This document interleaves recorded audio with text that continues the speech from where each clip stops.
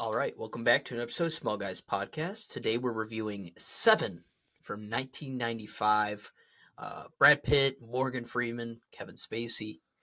Two detectives, a rookie and a veteran, hunt a serial killer who uses the seven deadly sins as his motives. This movie has an 83% critic score, very low, and a 95% audience score. Quite high. Yeah. Yeah. David Fincher, not to spoil my score. David Fincher, director, one of the best. I think Agreed. him and Villeneuve are probably my favorites, my two favorites. Yeah. I think Fincher's my favorite, honestly. This movie, Gone Girl, Social Network, Zodiac, Girl with the Dragon Tattoo. I think Fincher Fight just Club. has more to offer. Yeah. Where definitely. Villeneuve, he's got, some of our favorites, but his catalog just isn't as big. Yeah, like I've definitely seen Nolan movies more than Villeneuve movies, just on rewatch. But I think just if I had to pick one of those three, Nolan's great though too. Nolan is great. I think if I had to pick those three though, I'd go Fincher. Like if I could only watch their movies for the rest of my life, I think I'd go Fincher. And then Nolan's probably close second, then Villeneuve, close third. They're so good. Love Tarantino too. And there's so many. Scorsese. All right. Okay. Keep us on Spielberg. Sorry. Keep us on Seven. Sorry. Yes. It's the 30-year anniversary. Mm-hmm. Crazy to say. A lot of anniversaries for a lot of these great movies coming out. Yeah. It wasn't Heat 1995 as well. Yes. Yep. Yeah. It. I know. Like 1994 is what everyone says. This is the best year of movies. So we got a lot of 30-year anniversaries last year. 95 was also Toy Story, the first Pixar film. Yeah. It's a lot of stacked. 95. That was a pretty 90s was the year. time. Yeah, to be live and watch these movies. Yeah. We were born in the 90s. So we saw this in IMAX in our theater last week. Mm-hmm. We were super, super excited. We had a nice group come with us. We'd all seen it. I've seen this movie several times. Andrew, this is your first time seeing it, and you get to see it in IMAX. Which was really awesome. Cool. Yeah, I was jealous that you had never seen it. And I was excited to see, like you right when the movie ended, I was excited to just walk over to you and see what you thought. Yeah. So I guess what are your opinions on this movie for first time watch? Do you think you'll watch it again? I want to hear that stuff. Well, yeah, I think I'm going to watch it again. So I was planning to purchase this movie before even seeing this movie, which is a crazy thing to do, just based on kind of I think Josh's recommendation and a couple of our friends and the fact that they were doing, kind of show it real quick if you're on YouTube. But they were doing a steelbook release for the 30th anniversary of the movie. So I kind of have a little bit of a Blu-ray collection I'm kind of building up. And I knew Seven was a movie that was really good. And I planned on watching it regardless. It was going to be one of the first few movies that I was going to buy before seeing. The only other thing I can think that I did that with was the Teenage Mutant Ninja Turtles movie, actually. Oh, the new one? That animated one. Yeah, I bought that before I had actually seen it, which was also great. But no, Seven, I mean, what an awesome, this felt like a real crime thriller movie. Like it had all of the aspects to it, and it was dark and gritty, and it really kept me on the edge of my seat. Jumping, quick spoiler. I knew Morgan Freeman was in it. I knew Brad Pitt was in it. I had no idea that Kevin Spacey was in this movie. And although he's, a little bit of a more controversial figure these days. Great actor, not a great person. Yeah. His acting back then and, even up until maybe I'd say as far as like House of Cards was great. Yeah, I think that's a good way to describe it. Great actor. Which I think Fincher directed a couple, or he was an executive producer on that show. Yeah, so that was a pleasant surprise there to get that in the movie because I was not expecting that. But, having Morgan Freeman just as this like tenured detective that's on his way out, and Brad Pitt is the, cocky new guy that's wants to be on the big cases, and Morgan Freeman, says, all right, now, I'll step away then. You take it, pal. Obviously, that's not what happens. They're both very involved up until the very end there. Um, but this was a good one. What was the runtime on this? 2 hours and 7 minutes. Yeah, it felt perfect. That's usually one of my big critiques in movies is um, I have a squirrel attention span. TikTok ruined it, I guess. Maybe it'll get banned tomorrow as of recording this. But so I'm usually really paying attention to the length of the movie. Is it did it feel like it had a lot of extra filler? I felt like this movie was the perfect length, which is awesome. It kept me on the edge of my seat. I was interested in the next part of it right up until the end. And even at the end, I was like, oh no, I wish there was a little bit more. But Yeah, because you could make that argument that the ending almost felt a little rushed because it's. yeah, I think we got gluttony, greed, and sloth, and it's like, oh, we're only like halfway through the movie and we've gotten three when there's four more. You know what I mean? And obviously the ending's two, but they probably could have done another like 20 minutes, and I would have yeah, loved it. I wouldn't have minded an extra 20 minutes. I think they could have filled it in. Yeah, I guess a little rushed, but it didn't feel rushed like it ruined the plot or anything. It just felt like No, they kind of kicked it along to get us to that ending part there. It all leads up to this big moment, which will it's you know always raining. it was always raining, but I kind of liked it. It had that dark, gritty feel to it. I wonder if that was truly the movie or if they were shooting this, on location and it was just raining when they filmed it and they just rolled with it. That'd be a Yeah, I don't curious know. I fact. that would be yeah. I feel like they just I don't know Like if because that was there's so many designed. scenes where it's raining, Yeah. like pouring rain, Yeah. not a sprinkle or anything. Um, yeah, I think one of my favorite parts about this movie is the difference between the two leads, their beliefs, and then how it reflects with the antagonist's beliefs, the serial killer, Hmm. um, that they're hunting down and what they think of people. Like Morgan Freeman wants to retire and wants to be done with his job, even though he's really, really good at it because of what the world's becoming and how people are acting nowadays Hmm. with these murders and everything and crimes. And where Brad Pitt thinks that it's still worth it to do their job and that they make a huge difference and that they can basically make the city better Yeah, and you just by also being good at see their jobs.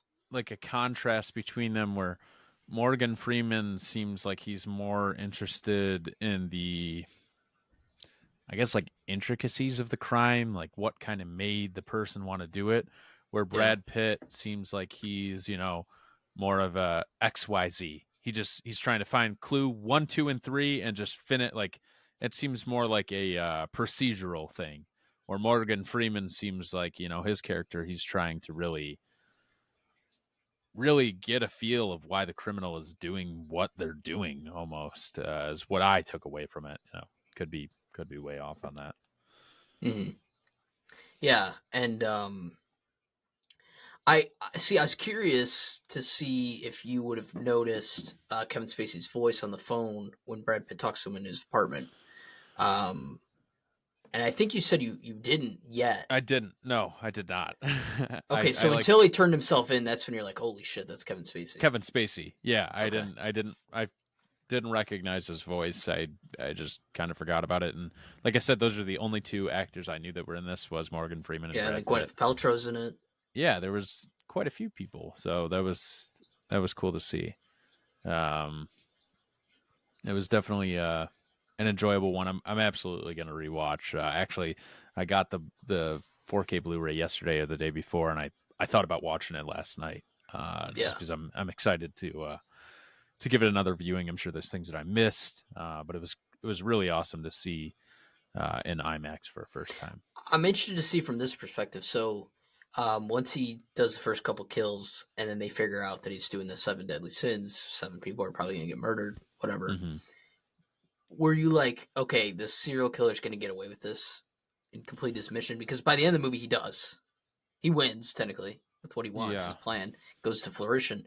Were you like, these guys are eventually going to stop him before he can finish this, or where were you at with no, that? I did actually think that he'd kill 7 people and they would Okay. find him after the fact. Like I was Mm, pretty or it would come down to like the last one, yeah. and one of them would have some serious involvement where it would be Yeah. conflicting. I didn't know to what degree, um I didn't know how it would all tie in. I did have kind of an idea that Brad Pitt's, girlfriend wife would maybe play a role in the end. Okay. Just because she had a lot of screen time. Yeah. So I wasn't, I didn't know how or any. I can't take any credit and say, oh, I knew how that was going to end. But I did think that maybe there would be some sort of tie-in. She got held hostage. Like Well, I would say in the third something. act, she's not in it anymore. Like at She's the end of not. the second into the Yeah, third, like she's gone from the movie, and and I've seen it so many times, so maybe that's why it's a little bit more noticeable to me. But you're right, the first act she's in it a lot, even at the beginning of the second. yeah. But yeah, and then in the second half of the movie, she just kind of falls off. She's not really in it anymore. Um, but I think that just kind of builds up to what the ending is. Uh, Which we're approaching 13 minutes here. I think we can say the ending. yeah, it's fine. Can Well, I ask you what's in the box? yeah. So what's in the box is I told you this afterwards. It's like one of the most infamous, famous movie I think quotes out there. I and think. after you had said it and after I'd heard it, I felt like I had heard that before and never What's in the box? it Well, had I say it a lot. it had never all connected together for me. So it Yeah. was it was cool to see. Now with that ending, we're chatting about it early here, but if you're in his shoes, taking a shot, Yeah. yeah, I think I am too. And And I would have done it slower too. I would have shot his kneecaps, the shot thing off his is hand. I loved that part of this movie. Well, one because it was really fucked up, but that's not why I loved it. But you really put yourself.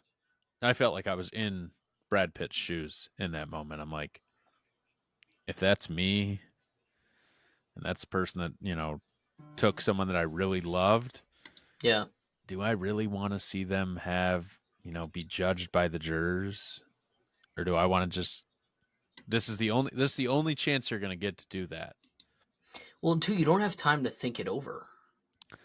Do you know what I Yeah, mean? but Or you can sit with it. see Brad Pitt did like him or not, he did a great job in this movie, and especially that final act there, because you can feel him. He's pulling back. He's that human nature in him. He's trying to still be the good guy. Do I do it? Do I not do it? Do I do it? Do I not do it? You can literally feel those gears turning in his head of him trying to consciously make that decision. He's saying no, like there's no way this is true, and then he's ready to do it, and then he's not. Like that wasn't a long scene, but it felt long. Yeah. Just because he's battling that back and forth. Well, and then too, like he takes him to the middle of nowhere. You don't know what his plan is. He voluntarily gave himself up to the police, which is weird, right? So you're like, Weird where's this thing, yeah. going? Yeah, and so they're in the middle of nowhere, and this delivery driver shows up out of the blue, and he's like, "I got a package for Mills, your Mm-hmm. partner," and he's like, "What?" And then he opens it and sees a human head in there, and We don't I know love for that. sure. Well, it's in there. And then Somerset starts running at Mills, saying like, put your gun down," because he knew he'd want to shoot him in the face, which is exactly what John Doe wanted, right? So Yeah, it's just insane. but I don't I know. don't know if the proper response there was to run to him frantically because he. Yeah, but see, the problem is Somerset never even tells him. It's John Doe like alluding to the fact that she's dead. You know Yeah, what I mean? So like he was gonna tell him anyways, even if Somerset was able to get try to there in calm him time. down That's or get there true. in time. Yeah, it was always That's going to true. happen. Yeah. What's in the box? He's pissing him off in the car, like the build up on the way there. It's just one. Well, It's one of the he's also best got a much. endings. That's another contrast there, Yeah, where Morgan Freeman is the calm guy and Brad Pitt is the hothead. hothead. Yeah, So easily his emotions get easily agitated. He's not able to kind of separate that, which I feel like you yeah. definitely need to in that kind of job. And John Doe's plan, like the entire movie that we watch, you know, goes just as he expects it, as he wants it to go. The only thing that threw a wrench in it was them finding the apartment much sooner than what he anticipated. Yeah. That kind of threw a wrench in things a little bit. So he had to kind of rush through things, which makes sense for what the third act is. Yeah, I think, But and that's something that we should touch on. The amount of detail and like set design they did for that apartment is crazy. yeah, They did so not have. creepy. It's so creepy and eerie. They didn't have to go that hard and put in that level of work. I feel like we wouldn't. Sometimes we'd see that in today's movies, but I feel like that's also often overlooked. Yeah. So In the chase scene too, where where John Doe returns back to his apartment and sees them knocking at the door and just immediately starts shooting at them and running away. That caught me off guard as a Yeah, and first time what makes viewer. that scene cool? What makes that scene cool beforehand? Somerset and Mills are talking about if they've ever shot anyone, if they've ever used a gun. Yeah. That built that scene up for me, because you would just assume like both these characters, especially a veteran like Somerset, like they've used their guns before, maybe they have killed before because they've had to, whatever. But like there's stories of them explaining things that have happened in their career and if they've ever used a gun, and Somerset never shooting his. Yeah, never. You know what I mean? To Like, shoot his. yeah, like and Mills, where it's like it still sticks with him, and then watching this scene and it's so intense, this chase, it built that scene up for me. Did Somerset did he fire his gun when he was chasing No, that guy? So technically, you could say that he still has not no, yeah, fired his gun. he does not use it throughout the whole movie. That's impressive. Mm-hmm. He definitely pulls it out, but he doesn't shoot it. He never shoots it. Yeah. Yeah, and then one of our buddies that we went with, which I had heard this before, but like during the chase scene, Brad Pitt actually like sliced his arm. It was on a windshield, and you could see like the tendons and the bone. You could see a little bit of bone. Yeah, that was gross. I remember. And he continued to do the whole scene, and the one take where that happened, Fincher didn't use it all, and then they reshot the scene.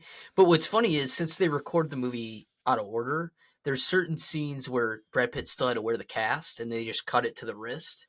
And there's some scenes where his hand looks a little bit bigger because it's swollen because the cast is to his wrist. Didn't even. Yeah. Yeah, there's a couple of scenes like that where if you're really paying attention to his arm, you can see that his hand's a little bit bigger. They try to hide the arm in they'll put his hand in his pocket a lot, because it's a real injury. So it's crazy that actually happened. Huh. That's actually pretty cool. Yeah, but every kill was super, super interesting. To start it off with the fat guy, with his head in the spaghetti gluttony. Yeah, that was crazy. Greed's really cool because of what's behind the picture frame. Mm-hmm. And the wife with the eyes, with the glasses, the bloody glasses, she's staring. If you're paying attention to the movie, she's staring right at the picture frame. So if you just look where her eyes are looking and took the picture frame off, you'd find the clue. So it's just, and then Sloth is the guy he's been holding for over a year exactly, in this apartment building. Sickening. That was disgusting. And the fact he's alive, did that get you to jump at all when he breathes for air? Yeah, didn't see that coming. I don't know how he kept him alive for a year, I guess. Yeah, and then the doctor saying, like, that is the most I've ever seen a human being suffer. Like, unimaginable suffering. I'm like, damn. Yeah, I mean, you feel bad for these people. Yeah, because, I mean, they're not model citizens by any means. The people that he's chosen, and John Doe makes that clear, they're not great people, but also his arguments to why they're not great is, questionable at best. Yeah. The first guy killed him because he's really fat. I mean, should he have? Who's he bothering? Should he have gone on a diet? I'm sure that would have probably been great for him, but he's not hurting anyone. Right. Yeah. So. And then it's like a prostitute and a rich lawyer. Yeah, like rich lawyer. Probably not the greatest, peach, but I mean, not hurting people, I would imagine. I don't know. Right. Drug dealer. Yeah. Again, argument could be made there. Not a stand-up citizen, but yeah. So, I don't know. I never felt myself. This wasn't a movie where you felt like you sided, or at least I didn't. I never sided with like the antagonist. I never. Yeah, it's not like a sided. Thanos is right situation. Yeah, no, never sided with John Doe. He's he's a psychopath, and I like how he says like, why would you belittle me down to just like a insane person? It's like, dude, you are insane. It's what you are, yeah. It's what you that classification fits. So Yeah, and what he tells Mills too at the end before he gets shot in the head about how he tried to go play husband. I'm interested to see what the apartment would have looked like when Mills went home. I feel like it would have been I would have loved like some bonus content. It would be creepy watching him walk in there, and then like the fact where he goes and turns himself in, he's got this blood all over him, and it's some of the last murder that they found, and then a third person who they didn't know. Like a lot of that could have been hers from when he cut her head off. Like it's nuts to think about. Probably was, yeah. Yeah. Ugh. I know, it gives me the chills just thinking about it. Yeah. Happening like that. But yeah, and the scene where he gives himself up, like when he walks, there's so many iconic movie scenes in this one movie. It's incredible. Yeah, and I feel like it's one that you kind of remember, one of those weird ones that I'll kind of remember from start to finish, especially the end. I don't think you can forget the end. Mm-hmm. It's got a very distinct ending. So, no, yeah, definitely. And there's a couple laughs in the movie too. I don't know if you laughed at all.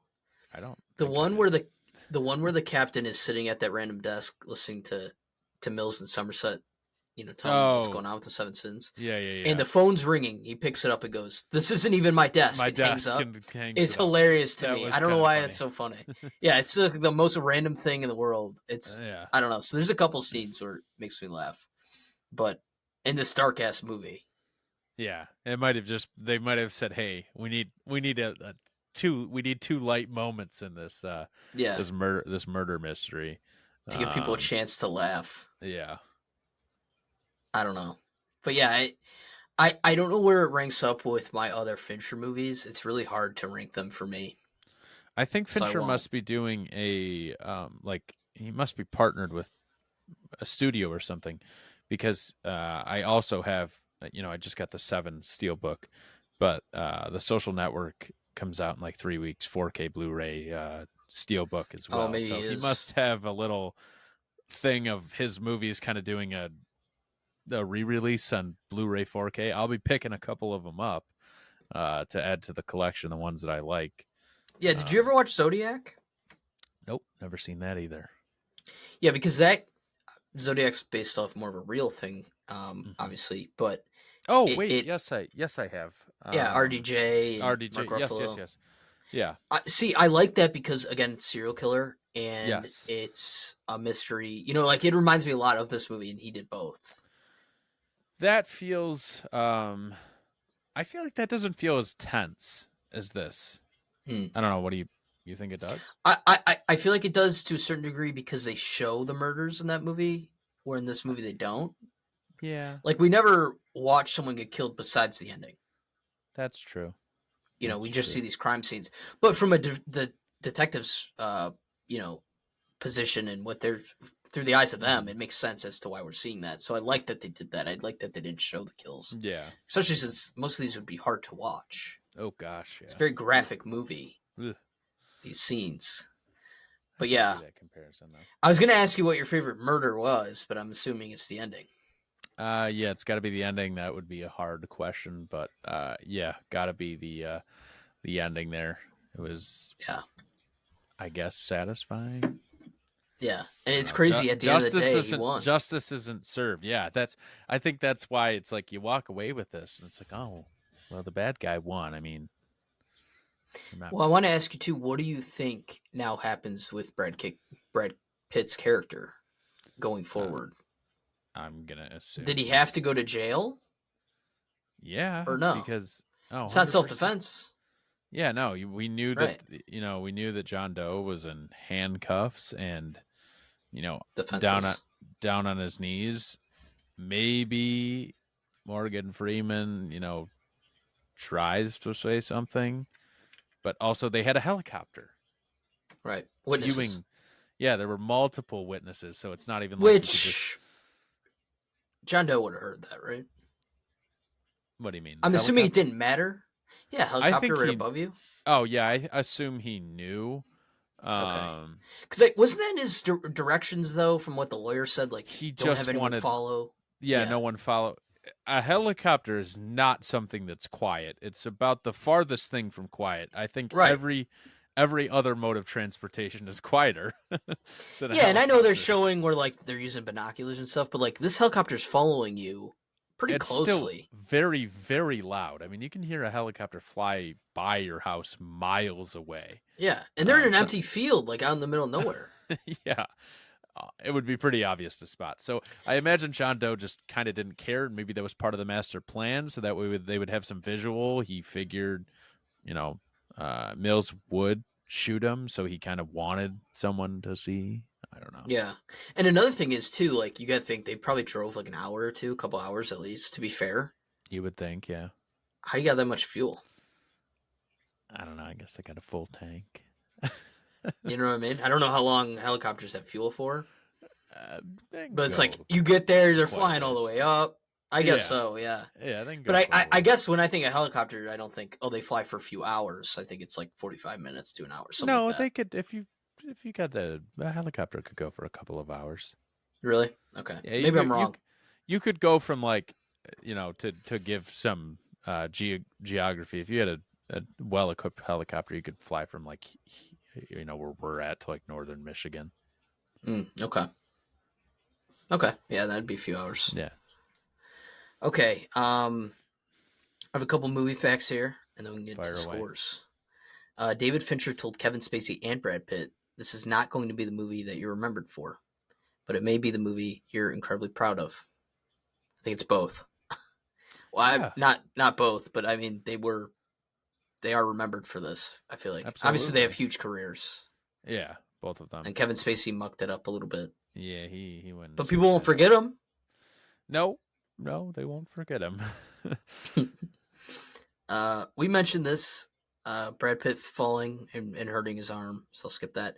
Brad Pitt bought his own ties for the movie. He wanted Mills to have a poor fashion sense. Mm. Denzel Washington turned down the role of Mills that went to Brad Pitt, telling Entertainment Weekly that the film was too dark and evil. Washington later regretted his decision upon seeing the screening. I probably would too. I would have. Although I think, I think Denzel would have done a great job. But I like the Brad Pitt Morgan Freeman pair up. And I don't think they're paired up in anything else that comes to mind. Yeah, I'm trying to think. So I don't know what the age difference is exactly off the top of my head between the two of them. I would assume Denzel's a tad bit older, but he still was young for when the movie came out. So still would have been like a young hot shot. Denzel would have killed it. But yeah, I think I like Oh yeah, that's Brad Pitt, Morgan Freeman. agreed. It would have been hard imagining it without Brad Pitt. Agreed. The filmmakers decided it should always be raining for two reasons. It added a sense of dread, and they never had to worry about bad weather. That's Okay, so we true. got our answer, Andrew. We did. Makes sense. They jump around the movie a lot when they're shooting it, so it makes sense. Very much.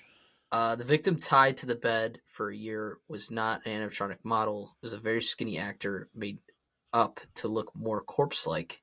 Ooh. They exaggerated the teeth to make the head look smaller, and then they shrunk the malnutrition. Oh, they used malnutrition to shrink him. Jesus, yeah, that's an actor right there. Yeah, really. That's just.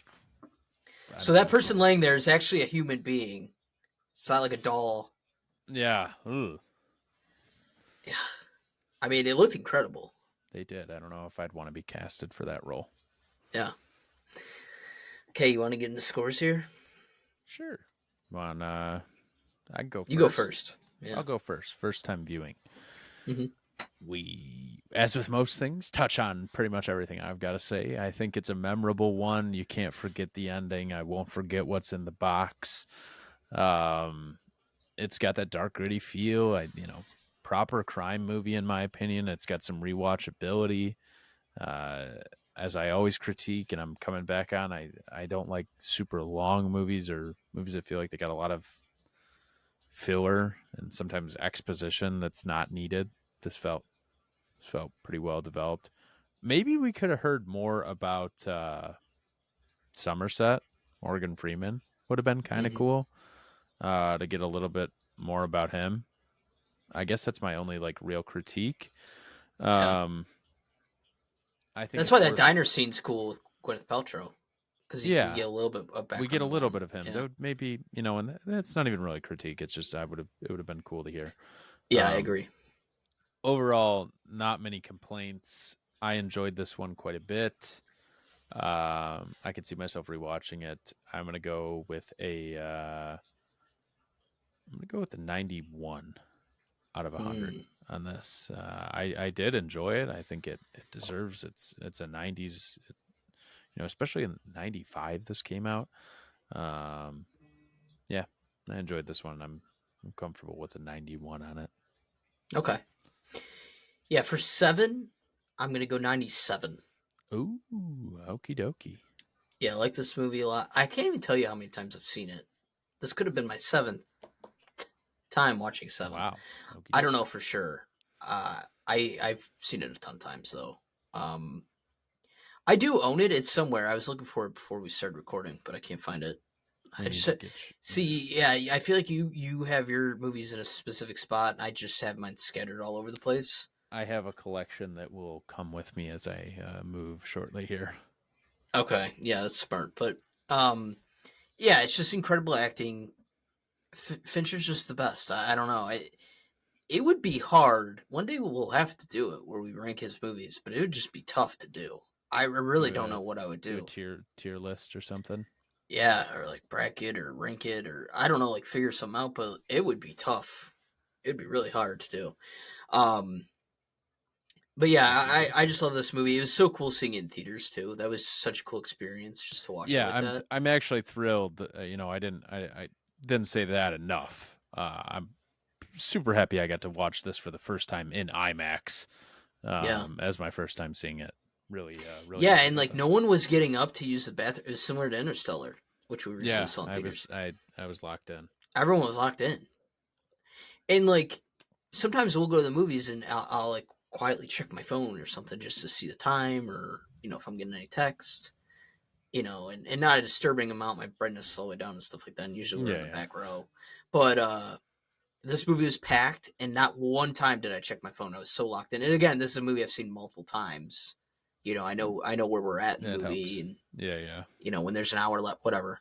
But yeah, it's an incredible movie, and again, I'm jealous that you experienced it on the big screen for the first time. That's really cool. It was a fun experience. Yeah, definitely recommend you check it out. A lot of people didn't get that. Yeah, so but yeah, that was our 7 review, 30th anniversary. Thank you guys for listening, and we will see you guys next time. Peace.